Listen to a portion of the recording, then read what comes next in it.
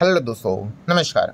SM किसी channel में मैं आप सब लोगों का दिल से बहुत बहुत स्वागत करता हूं। चलिए दोस्तों, बहुत सारी इंपॉर्टेंट चीज़ों को कवर करना है। Let's start with the first quarter two के number LG electronics. Yes, LG electronic के नंबर्स हमारे सामने यहाँ पे आते हुए देखने को यहाँ पे मिल रहे हैं। हाल ही में कंपनी लिस्ट हुई थी, आप सभी लोगों को पता ही है। सितंबर जून सितंबर का सीक्वेंस है। टोटल इनकम की बात कर ले कितना है, 62,500 के रेंज में टोटल इनकम है, जो कि पिछले क्वार्टर में 63,000 प्लस था और एक साल पहले 61,800 के रेंज में था। 61,800 62,500 तो चलिए ईयरली जंप है, बट क्वार्टरली 63,300 था, जो 62,500 है, मतलब क्वार्टरली डाउनफॉल देखने को मिल रहा है। हालांकि इतने से ही काम नहीं चलता क्योंकि ये कोई स्टार्टअप कंपनी नहीं है, खर्चों को भी देखना पड़ेगा। 57,200 56 एंड 54। इनकम से एक्सपेंस हटा देंगे, प्रॉफिट मिलेगा या फिर लॉस मिलेगा। आप देख सकते हैं कंपनी तो प्रॉफिटेबल ही हम लोग को देखने को मिल जाती है। प्रॉफिट ऊपर नीचे होता है। प्रॉफिट फॉर द पीरियड की अगर हम लोग बात कर ले, सब कुछ टैक्स विक्स हटाकर ही बात कर लेते हैं। ये है कंपनी का फाइनल प्रॉफिट 3,894। ठीक है, तो 3,894 ये प्रॉफिट है, जो लास्ट टाइम 5,000 प्लस था एंड एक साल पहले भी 5,000 प्लस था। हम क्लियर कट यहाँ पे देख सकते हैं कि कंपनी का 5,357 का प्रॉफिट 3,894 हो गया, तो ईयरली गिरावट। क्वार्टरली 5,132 था, तो 3,894, क्वार्टरली भी गिरावट।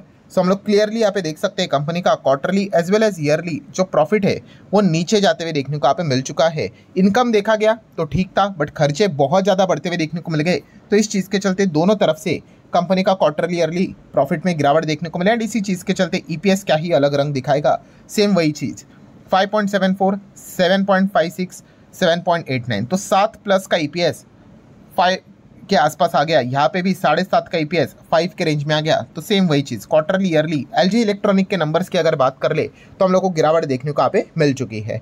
लेट्स सी मार्केट इस नंबर को लेकर किस प्रकार का रिएक्शन आगे के भी भविष्य में यहाँ पे दिखाएगा, इसी के ऊपर ध्यान यहाँ पे रखना है। हम यहाँ पे देख सकते हैं, जैसे देखा रेवेन्यू फ्लैट एंड प्रॉफिट 27% तक हम लोग को गिरते हुए देखने को मिल चुका है।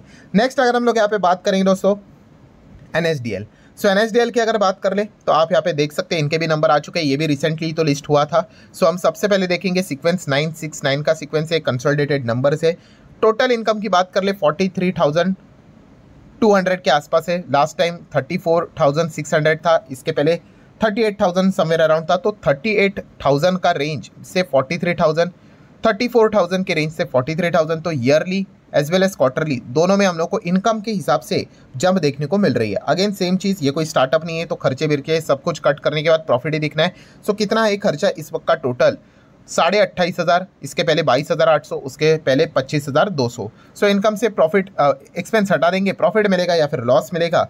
एंड सब कुछ टैक्स भी सब कुछ कट करने के बाद पॉइंट नंबर 7 आप देख सकते हैं, एनपीएटी टैक्स देने के बाद का प्रॉफिट कितना है 11,000। ठीक है, हम लोग रुपीज़ इन मिलियंस या फिर लैक्स में यहाँ पे नहीं बोलेंगे, जो लिखा है डायरेक्टली वही देखेंगे तो कन्फ्यूजन नहीं होगा। तो 11,000 प्रॉफिट, 8,900 प्रॉफिट, 9,600 प्रॉफिट। 9,500 11,000 हो गया ईयरली जंप। क्वार्टरली 9,800 11,000 ऊपर चला गया, तो क्वार्टरली ईयरली दोनों में हम लोग को जंप देखने को मिल रही है। और वही चीज़ आपको यहाँ पे ईपीएस में भी इजीली देखने को मिलेगी। 5.5 का ईपीएस इस वक्त का है, जो 3 महीने पहले 4.5 के आसपास था और एक साल पहले सेम क्वार्टर में 4.81 था। एनएसडीएल की अगर बात कर ले तो क्वार्टरली ईयरली दोनों तरफ से हम लोग को जंप देखने को यहाँ पे मिल रही है। ठीक है, ये बेसिक चीज़ हम लोग यहाँ पे कवर करने की कोशिश कर रहे हैं। ठीक है, इसको ओवरव्यू बोलते हैं हम लोग। डिटेल में नंबर्स पढ़ना एक काफ़ी एकदम ही बड़ा टास्क हम लोग को देखने को यहाँ पे मिल जाता है। देन हम लोग बात करेंगे दोस्तों तो Asian Paint. Yes, Asian Paint की बात करें, काफ़ी ज़बरदस्त वापसी हम लोग को देखने को मिल रही है। काफ़ी एक साल तक स्टॉक वहीं पे पड़ा रहा बिकॉज ऑफ बिरला ओपस की एंट्री, मल्टीपल एलिगेशंस, बहुत सारी चीज़ें चल रही थी। पर फाइनली हम कह सकते हैं कि बिरला ओपस के जब से सीईओ ने रेजिग्नेशन यहाँ पे दिया है एंड उसके बाद हम लोगों ने देखा बिरला ओपस ने शुरुआत काफ़ी अच्छी की थी, उसके बाद से लेके अभी तक नया ग्रोथ देखने को यहाँ पे नहीं मिल रहा है। तो एशियन पेंट लगातार वहाँ से भागते हुए देखने को मिल गया। फिर उसके बाद कंपनी के क्वार्टर के नंबर्स देखने को मिल गए, वो भी काफ़ी इंप्रेसिव लगे। एंड फिर उसके बाद आज के दिन अगर आप देखोगे वापस एशियन पेंट यहाँ पे भाग गया, क्योंकि ब्रोकरेजेस ने अब टारगेट इनके बढ़ाना स्टार्ट यहाँ पे कर दिया है। यस, आप यहाँ पे देख सकते हैं एचएसबीसी की बात कर ले, जेफरीज की बात कर ले, इन्होंने एशियन पेंट को लेकर अच्छे टारगेट देना स्टार्ट यहाँ पे किए हैं। जेपी मॉर्गन की भी बात कर ले तो उन्होंने भी पॉजिटिव कॉमेंट्री देना स्टार्ट यहाँ पे कर ली है, अपग्रेडेशन कर लिया है। तो इसी चीज़ के चलते एशियन पेंट में हम लोग को ये रिकवरी देखने को यहाँ पे मिल रही है। नेक्स्ट अगर हम लोग बात करेंगे दोस्तों तो ग्रो। यस, ग्रो के आईपीओ की लिस्टिंग हम लोग को पहले तो चौंका दिया, पहले तो 5% का जीएमपी था, बट एक्चुअल में लिस्टिंग 10-12% पे हो गई।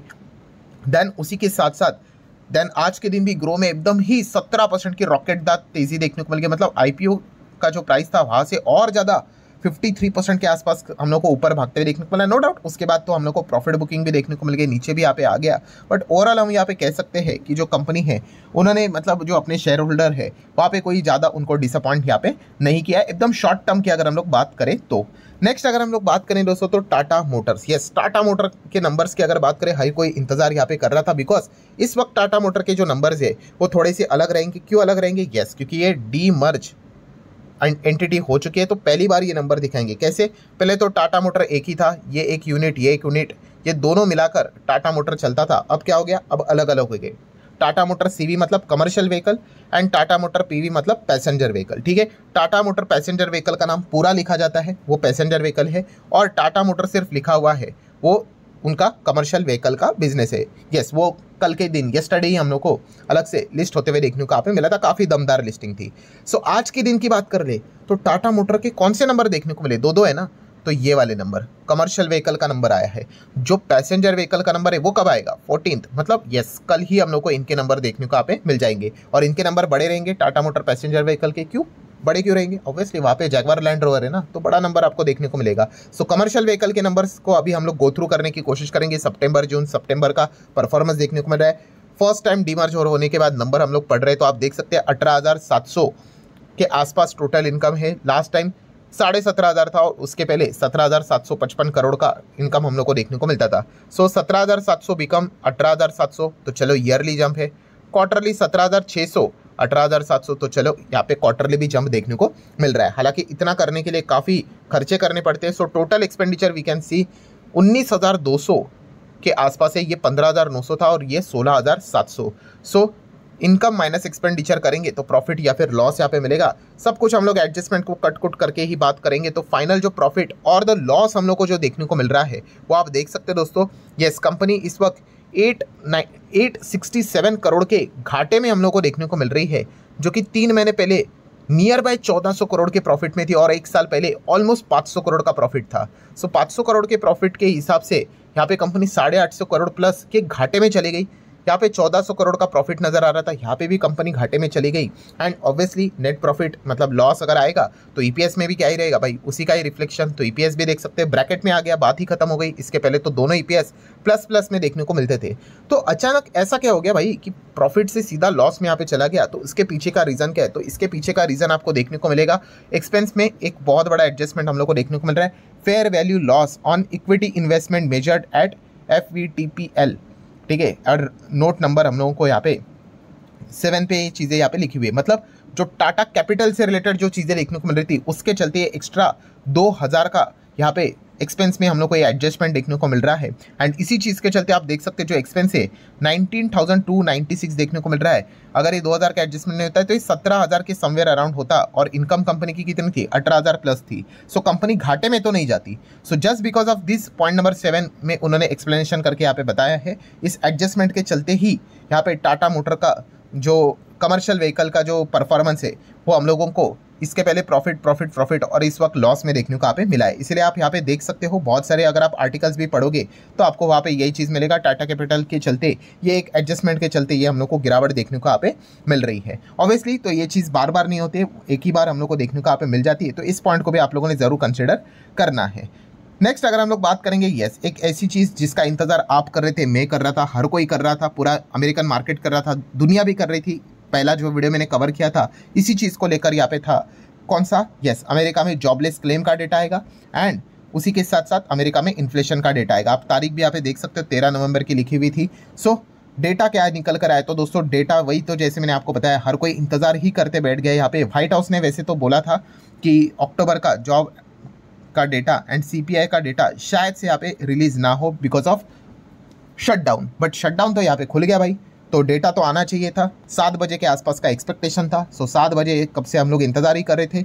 ना तो यहाँ पे जॉब्स को लेकर डेटा पब्लिश हुआ और ना ही इन्फ्लेशन का डेटा भी पब्लिश हुआ। यस दोस्तों, दोनों डेटा पब्लिश नहीं हुआ, इवन दो यहाँ पे डेट क्लियर कट यहाँ पे लिखी हुई थी। इनफैक्ट मज़ेदार बात यह है कि इन्फ्लेशन का डेटा लास्ट टाइम भी यही बोला था कि नहीं आएगा करके, बट फिर भी पब्लिश कर दिया।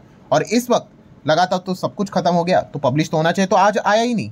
मतलब ये पूरा उल्टा हो गया। लास्ट टाइम शटडाउन होकर भी इन्फ्लेशन का डेटा पब्लिश करवा दिया और इस वक्त शटडाउन हटने के बाद भी इन्फ्लेशन का डेटा यहाँ पे आया ही नहीं। सो इतना ज़्यादा कन्फ्यूजन अनसर्टेनिटी के चलते ही ये दिक्कत हम लोग को देखने को मिल गई। देखिए लेबर डिपार्टमेंट भी रिक्वेस्ट कर रहा था भाई कि जल्द से जल्द ये डेटा निकालो क्योंकि ये सारी चीज़ें हट चुकी है, बट अभी तक ऐसा कुछ भी नहीं हुआ। सो अब तो लोग यहाँ पे क्या कर रहे हैं, अनुमान लगा रहे कि ऑल्टरनेटिव डेटा देख रहे हैं कि क्या है। तो अमेरिका का inflation was steady in October, but ये थोड़ी ना कोई रिलायबल सोर्स से डेटा है। जो उनका डिपार्टमेंट पब्लिश करता है वही तो एक्चुअल डेटा होता है, ये एक्चुअली है ही नहीं, ये तो जस्ट एक अनुमान यहाँ पे लगाया जा रहा है। सो इसी चीज़ के चलते हम लोगों ने देखा अमेरिकन मार्केट भी कंफ्यूज, इन्वेस्टर भी कंफ्यूज, अमेरिकन मार्केट का फ्यूचर भी आप देख सकते हो कैसे नीचे हम लोग को आते हुए देखने को मिल गया है।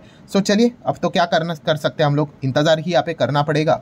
एंड अब ये डेटा पब्लिश कब होगा, उसका जो नेक्स्ट डेट है वो देखने वाली बात है, क्योंकि एक्चुअल में जो डेटा होता है वो हर एक मंथ के सेकेंड वीक में हम लोग को देखने को मिल जाता है। और अगला जो मंथ हम लोग को देखने को मिलने वाला है दिसंबर, और उसके सेकंड वीक में अगर इन्फ्लेशन का डेटा पब्लिश होगा तो उसका फ़ायदा क्या, क्योंकि उसके पहले ही फेड की मीटिंग हम लोग को देखने को मिलेगी। तो फेड डिसीजंस कैसा लगा कि रेट कट करना है कि नहीं करना है। सो एक काफ़ी कन्फ्यूजन अमेरिकन मार्केट में भी हम लोग को क्रिएट होते हुए देखने को यहाँ पे मिल रहा है कि मतलब शटडाउन भी हट गया फिर भी ये डेटा पब्लिश नहीं कर रहे।